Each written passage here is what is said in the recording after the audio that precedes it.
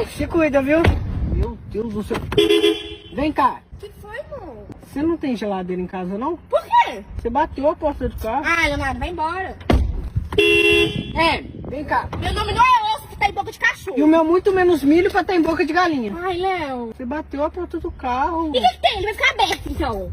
Tadinho do Ah, carro. não estressa, não. Meu... Tá me estressando já. Vou ficar aqui. Senta aqui. Deixa eu mostrar uma coisinha. O meu pão. Você tá vendo isso aqui? Sim, o meu pão. Você vai quebrar ele. Pois é. Você aprendeu? Idiota.